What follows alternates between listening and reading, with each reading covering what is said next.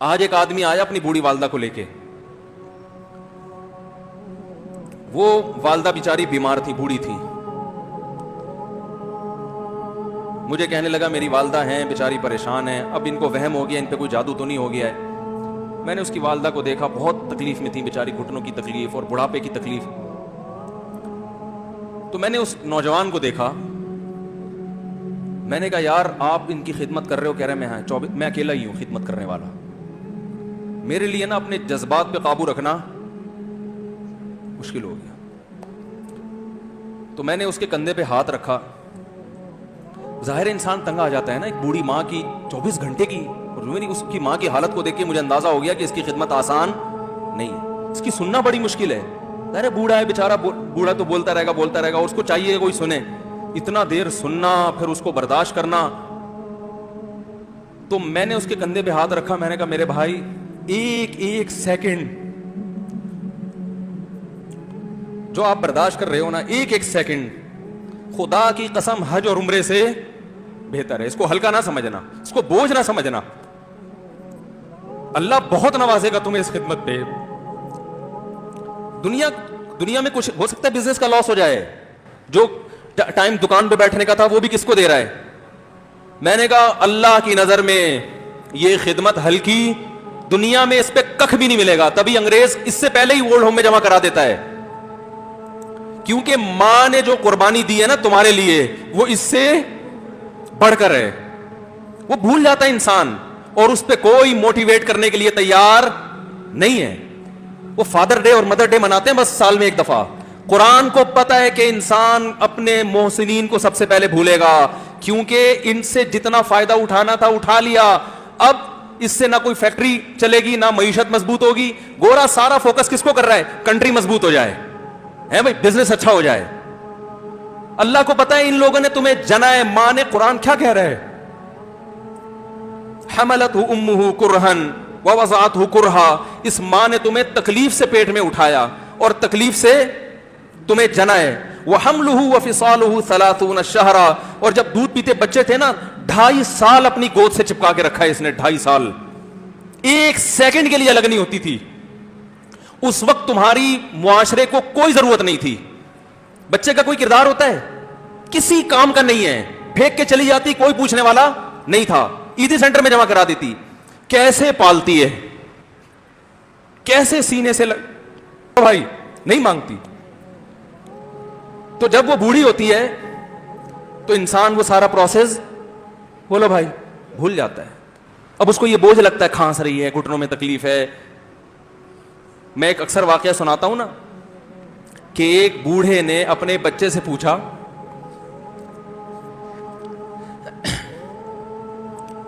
ایک بوڑھے باپ نے اپنے بچے سے پوچھا کہ بیٹا یہ دیوار پہ کیا بیٹھا ہوا ہے؟ تو بیٹے نے کہا کوا. کیا کہا؟ کوا. بوڑھے نے پھر پوچھا, آج کی جو ینگ جنریشن ہے نا وہ اپنے باپ کے زیادہ سوالات برداشت, بولو نا, وہ خدا کی قسم سارا دن موٹیویشنل اسپیکر کو سنتی رہے گی نا, پھر بھی اپنے باپ کی بات اس کو برداشت نہیں ہوگی.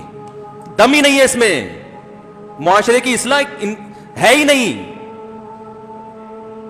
تو اس بوڑھے نے کہا کہ بیٹا یہ کیا ہے؟ تو بیٹے نے کیا جواب دیا؟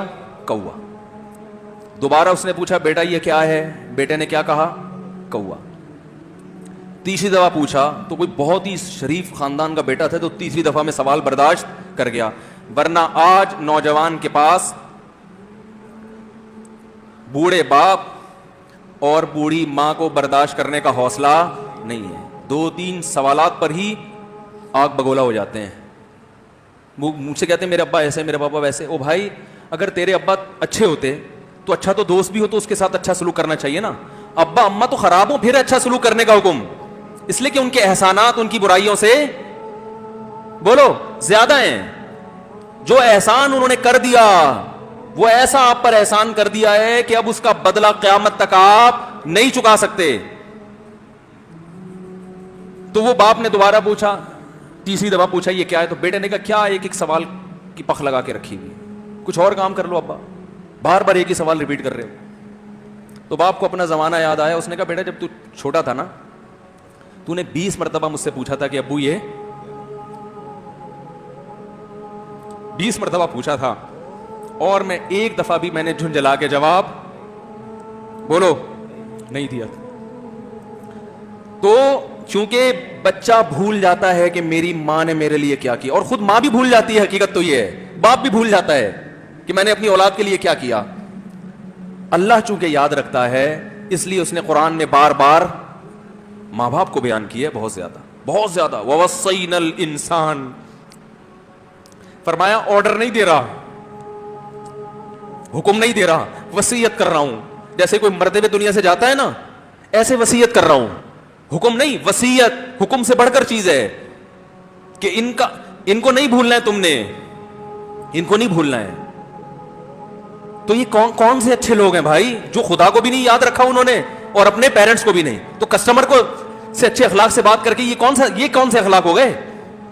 تو میرے ویسے جذبات میں نے نا اس کی ماں کو دیکھ کے اس جوان آدمی کے میں نے کندھے پہ ہاتھ رکھا, لیکن چونکہ مجھ سے بولا ہی نہیں گیا, ٹھیک ہے نا, مجھ سے تو کیفیت ایسی ہو گئی کہ بس ایک دو باتیں میں نے اسی کی, میں نے کہا بھائی اس خدمت کو ہلکا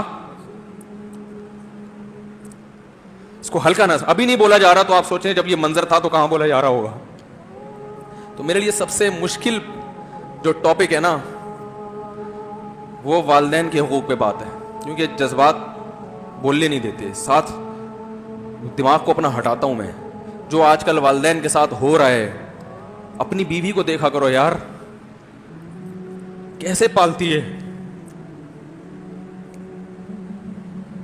کیسے پالتی ہے بچوں کو آپ کے, دیکھا کرو کیسے صبح صبح ان کے کپڑے استری کر رہی ہوگی, کیسے محبت سے ناشتہ بنا رہی ہوگی, کیسے محبت سے وین میں بٹھا رہی ہوگی. عورت کسی کے لیے بھی منافقت رکھ سکتی ہے, کسی سے بھی دشمنی رکھ سکتی ہے, اولاد کے لیے ماں سے بڑا تحفہ بولو. اولاد کے ساتھ کبھی بھی برا نہیں سوچتی, ایسا اللہ نے اس پر احسان کیا, آج وہ برداشت نہیں ہو رہی. کمبخت مرنے کے بعد غسل نہیں دے رہے ہوتے اس کو, باپ مر گیا فوراً ایدی سینٹر غسل کے لیے, ماں مر گئی ایدی سینٹر. او بھائی اب تو آخری سفر ہے, بیٹی کو چاہیے ماں کو گود میں بٹھا کے غسل دے, فخر کرے, اس کی باڈی پہ ہاتھ نہیں لگا رہے, مر گئی ہے. کیسے یہ ہے اللہ کے ہاں میرے بھائی, تمہاری دولت کی کوئی ویلیو بولو نہیں ہے. تم کتنے بڑے سائنٹسٹ بن جاؤ, پہلے انسان بنو. انسان کچھ دنیا سلوٹ کرے گی مرنے کے بعد, خدا نہیں مانے گا. بہت سے لوگوں کی قبروں پہ 21 توپوں کی سلامی ہوتی ہے, بڑے بڑے پروٹوکول دیے جاتے ہیں. آخرت میں پتا چلے گا کہ کتنی توپوں کی سلامی کا مستحق تھا, کتنی توپوں کی سلامی کا حقدار تھا, آخرت میں پتا چلے گا.